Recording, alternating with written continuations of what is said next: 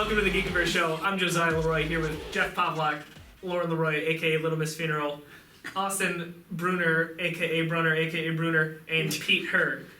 We're talking about an interesting theory in Star Wars today that has come up in the last few weeks. You've probably seen it on social media if you don't live under a rock. It is regarding Jar Jar Binks. Yes, we're talking about Jar Jar Binks, and that he was a trained Force user, was a Sith collaborator, and will play a central role in The Force Awakens. That all sounds ridiculous as a headline, but let me explain a little. First paragraph of this, it was posted on Reddit by Lumpaworo. It says, here I will seek to establish that Jar Jar Binks, far from simply being the bumbling idiot he portrays himself as, is in fact a highly skilled Force user in terms of martial ability and mind control. Okay? Furthermore, I assert that he was not, as many people assume, just an unwitting political tool manipulated by Palpatine, but rather he and Palpatine were likely in collaboration from the very beginning. Wow. And it's entirely possible that Palpatine was a subordinate underling to Binks throughout both trilogies. That seems crazy to me, but again, let me continue. Finally, given the above, I'll conclude that with an argument as to why I believe it is not only possible, but plausible that Jar Jar will make a profound impact on the upcoming movies, and what his role may be. Any initial thoughts on that before I dive into this and unpack it? It's just hysterical, the thought of it. But it makes so much sense. You laugh at it and you think it's stupid, and then you read it and you're like, oh, maybe that's not so stupid. No, after you read it, you have to go back and watch the movies, and then you're like, oh my gosh, it all makes sense. Like those parts where you think he's being stupid. We'll tweet the link out to the actual article. It's follow us on Twitter at _Geekiverse. Facebook.com/Geekiverse. It is really quite a read. It does take a little bit to get through. I'll try to summarize the bullet points. First, it says, let's establish Jar Jar as a skilled warrior. Not crazy, right? We see him in episode 1 on the battlefield. He has his Gungan army that he goes through. Jeff and I had talked about this a little too off air. Yes. Certain things, like when the droid attaches to his foot and he's flying around, he's hitting everything in sight. Is he doing that on purpose, or is he really that clumsy? Any thoughts there? It is kind of funny that, he bumbles through that entire battle where, there are literally laser shots going in every other direction, every inch of the air, and somehow, just by happenstance, he comes out unscathed. It is a little fishy. Maybe this is the swerve I was talking about in the previous episode. Yeah. Jar Jar Binks is the hero of the whole thing, and we just realize it now. Or villain. See, here's the twist here. Ooh, see, good point. Austin was telling us he's not a Star Wars fan, so there's two big plot twists right there. He likes Star Wars, he's just not. I don't know. He He just doesn't know it yet. Yeah.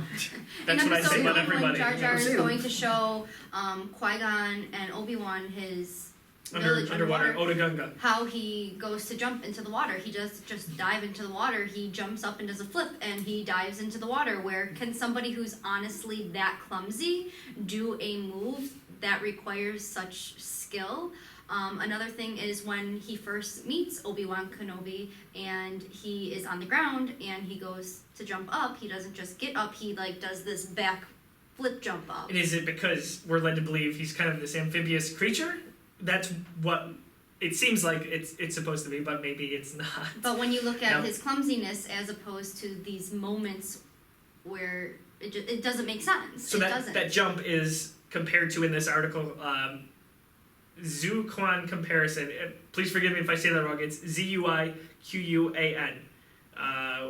which is essentially an ancient form of fighting in real historic culture, which this explains a little better, but for the sake of keeping time. Is this crazy right off the bat, Pete? Well, here's the thing. Jar Jar was a lightning rod for Star Wars fans after the prequels. Is everything that's wrong with the prequels? It comes back to him. Well, I disagree with that. I actually But I enjoyed sarcastically. I enjoyed the prequels, and I enjoyed Jar Jar for what he was. But Disney has now taken over, and George Lucas has nothing to do with this. Is Disney willing to reimagine this thing that was really the biggest lightning rod for the first set? Are they willing to bring the lightning rod back when they know that the diehard fans absolutely couldn't stand that character at all? Quite a risk. That's what I think, and I think you'd have a tough time I'd have a tough time believing this wasn't leaked. If he was coming back. Yeah, and there are certain things in the article that points out 3 different occasions where they say he's using forced persuasion. Subtle waves of his hand when he says certain things, to the Bombad General underwater, to the Senate, which was Jar Jar Binks in the Senate. If he's so insane, how is he hanging? He's from the same planet as Palpatine, the ultimate bad guy who we think is behind everything in this whole awful time in the universe. And that Jar Jar and Palpatine are co-conspirators. Now, they said, why would Palpatine still hang out with Jar Jar in Revenge of the Sith, Episode 3, if he was just this clumsy, bumbling idiot? Thought is that, they were kind of together in on this plan. And the overall summary of this article is that Lucas always wanted symmetry between both prequel and original trilogies and stated that many times there would be. And if you look at it that way, there are. So, in the prequel, or the original trilogy, we meet Yoda. He's an idiot at first, but it's very, very short-lived, and we realize how crazy awesome he is as an old Jedi Master. Now, is episode 1 Jar Jar's way of being that idiot too, albeit a full movie? I don't know. And then they think that George Lucas chickened out after the awful backlash of him after episode 1 and changed course, bringing in Christopher Lee as Count Dooku. It really holds some weight. As crazy as it might be. Well, even if Lucas chickened out, right? Mm-hmm. Is Disney going to take that risk again? No. I say no. I say no. But we have no idea for episode 7, Force Awakens, who Supreme Leader Snoke is, who's played by Andy Serkis, who was Gollum. Voiced by him, but he's an all-digital character. Jar Jar was digital for what it's worth. I'm not saying that points to anything. I just think that's... I could see Lucas seeing this, having 2 films to go, where he's got to establish Anakin as Vader, and say, no, I need to change course here. What do you think with that, Jeff? It's really tough to say. There's times in the production of the prequels where we saw Lucas was incredibly stubborn, and regardless of what any kind of backlash or criticism he got, he stayed the course with his ideas, which is both admirable and also maybe a little bit foolhardy at times on his part. Like I said, it's just the whole idea is so hysterical to me. Just could you imagine Jar Jar coming in, talking like he did one moment, and then the next moment, yes, it was all me. I was behind this whole plan. Just suddenly twisting his mustache as he goes. Exactly right. Just the concept is just hilarious. That's why I just love the theory for that. No bad guy's name could be Jar Jar, right? So I think, as crazy as it is an incredibly in-depth theory. I very much encourage you to read it. We'll also post a link on our Instagram, same as the Twitter. It's at @_Geekiverse. It is very interesting, and certain things that are mentioned that are not as significant, but may end up being important if the theory actually holds weight. I will say, after reading this article, Lord and I watched the entire saga. We had planned on doing it leading up to Force Awakens anyway. But I encourage you, watch episode 1 again. Look at Jar Jar and tell yourself he's Palpatine's boss, which is nuts, right? It's crazy to watch. It really is. Everything that is in here seems justified. So I encourage you, I know a lot of people are saying, I'm not going to watch episode 1, that movie sucked. But guess what? It gives it a new light. Takes away that edge and makes it a little darker. I want to be one of the people that can actually sit down and watch these things and go, hey, I got this idea. We need our own theories, right? You know what I mean? That's incredible that somebody could pull that out of that and go, yeah, this is, and make it legitimate. Well, because Yes. you kind of wonder where Jar Jar comes from. Like, is he honestly supposed to just be that comic relief? Like, did he really just create him to be this That's the goofy question. character, and that is all? That doesn't seem... Yeah, but I mean, here's the thing. Again, I go back to the CG in 1 through 3. Is there's a cool sense of humor and campiness about 4 through 6, right? And when you move to a deeper subject, the redemption, the creation of Vader, that leads to the redemption later, and you're doing all this stuff with green screen, it's harder to get that campiness. It's harder to get, so I think that they needed to create sort of a character that could bring some fun to it. Like that, I mean, that's the thing about 4 through 6 is they're fun. They're fun movies. Totally. And I think that 1 through 3 is less fun. I don't think they're supposed to be fun. Right, I agree. And Lucas has admitted that plenty of times that I agree with that. episode 2 was to be dark, episode 3 was to be really dark, and it sounds funny, but sacrificed that PG ratings. Every Star Wars up until 3, so you're going 4, 5, 6, 1, 2, were PG. Episode 3 was PG-13 because of the Anakin lava scene, which is intense. Right. And then Force Awakens, for what it's worth, is also Well, and there's there. this push that I don't understand. And I wrote about it in one of the articles I wrote. It's somewhere online, folks. We promise. This sort of evolution to darkness in everything.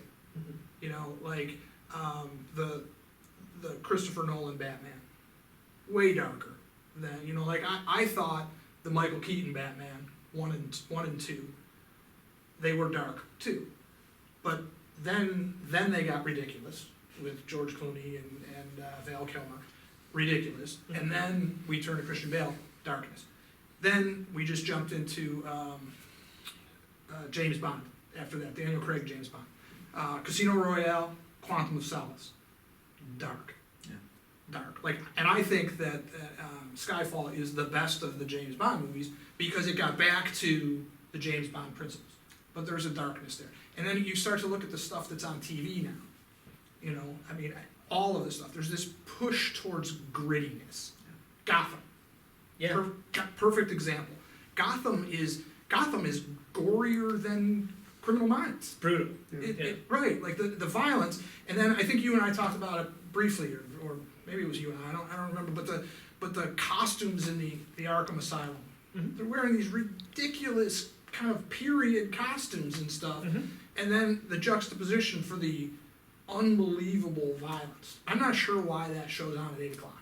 I feel like that's a 10 o'clock show, you know what I mean, because it's so gory and stuff. So there's this whole kind of push towards this gritty, dark side of everything, and that's what happened. You had the nice, campy, fun 4 through 6, and then 1, 2, 3 starts and moves darker, darker, darker. Interesting that they took, when he was like, I want to do a prequel, he picks Darth Vader to do the prequel instead of Obi-Wan Kenobi, or you know what I mean? Like he chose the dark subject matter, Which he had thought from the beginning Right. that Star Wars is really the story of Darth Vader. He had it public, and maybe he changed his mind many times on that, but he said it's really the tragedy of Darth Vader. but it over was the 6 you know, films. like 4 through 6 that it No. wasn't. But Lucas didn't see it that way, Right. which is crazy. And he owns a ranch called Skywalker Ranch, and I own a little house that's. He can do whatever the hell he wants. Right. And again, 4 billion reasons to do what he wants, Right. right? So I couldn't agree more. It's crazy. And you're right with the darkness thing, and maybe that's where we talked about it earlier. Is Dark. dark, right? Right.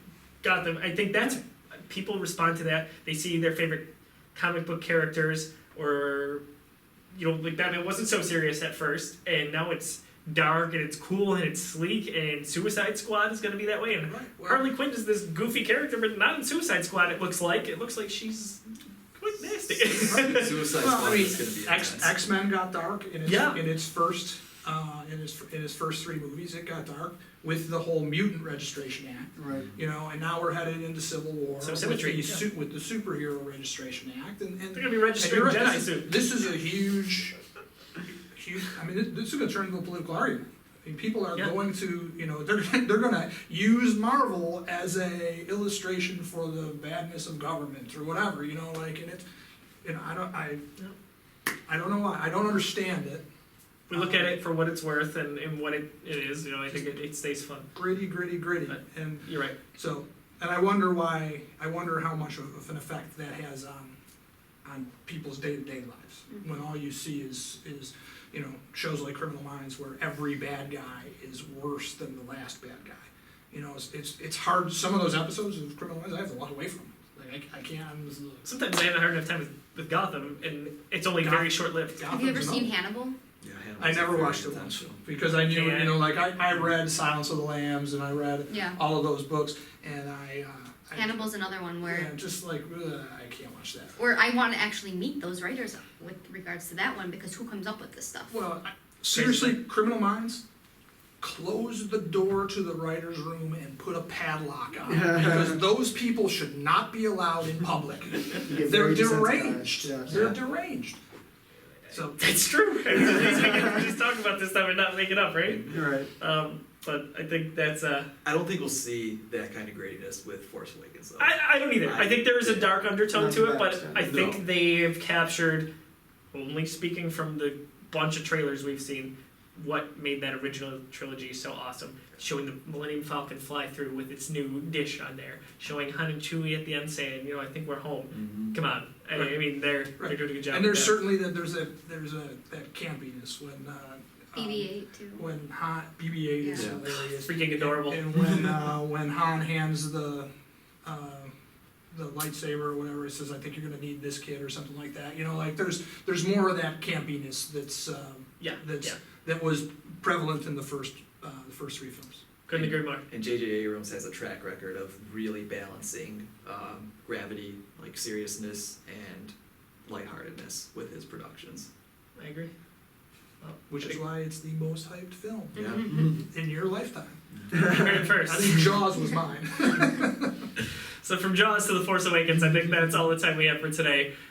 Check us out on social media, on Facebook, facebook.com/Geekiverse. Twitter is @_Geekiverse. Same for Instagram. And I think we'll have some more fun talks here in the future. That's all we have for today. Signing out.